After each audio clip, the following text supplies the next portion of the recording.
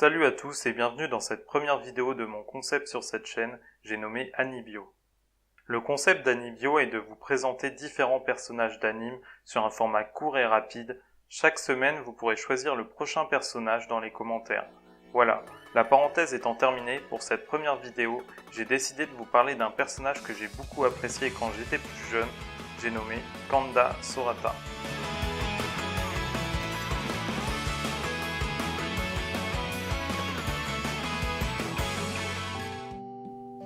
Kanda Sorata est le héros principal de Sakuratsu no Pet Nakanojo.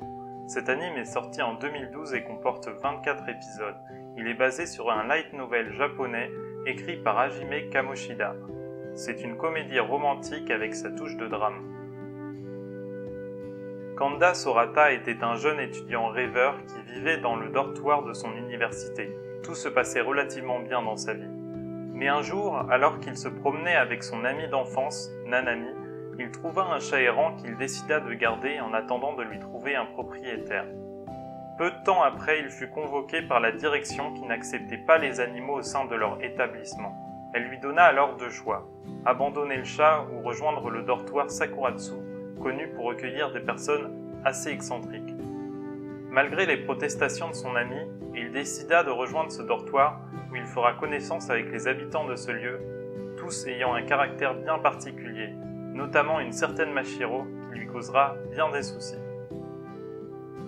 Nous rentrons dans la partie spoiler.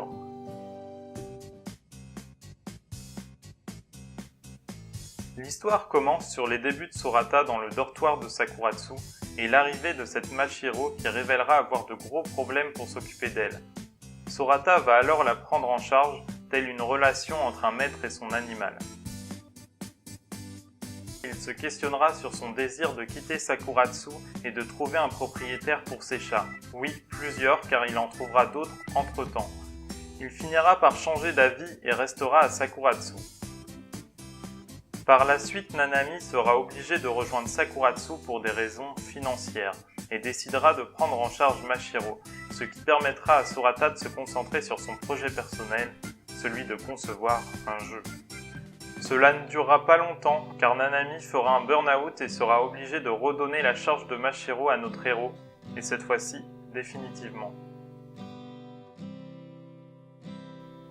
Un autre sujet commencera à être de plus en plus présent dans l'intrigue, c'est la notion d'effort face au talent. En effet, la plupart des personnages de Sakuratsu sont des experts dans un domaine, l'animation, la programmation, le script, et le point culminant sera lorsque Sorata apprendra que Mashiro est en fait une peintre reconnue internationalement qui par envie a décidé de devenir mangaka. Sorata a donc un souhait, il veut créer un jeu. Au départ, il sera découragé de son échec lors de son entretien et du non-aboutissement de ses efforts, contrairement au talent de ses amis. Mais par la suite, avec le temps et avec beaucoup d'efforts, il réussira à convaincre à moitié son jury lors d'un deuxième entretien. Il va par la suite travailler avec quelqu'un pour passer le tour final et voir son jeu aboutir. Malheureusement, rien n'y fera et il échouera une fois de plus au tour final. Il ressentira alors beaucoup de frustration, notamment lorsque la société proposera un poste à Mashiro qui avait fait les illustrations de sa présentation. Il décidera au final de concevoir lui-même son propre jeu. Sorata traverse une période sombre et un nouveau problème lui tombe alors sur la tête. En effet, Sakuratsu va être détruit.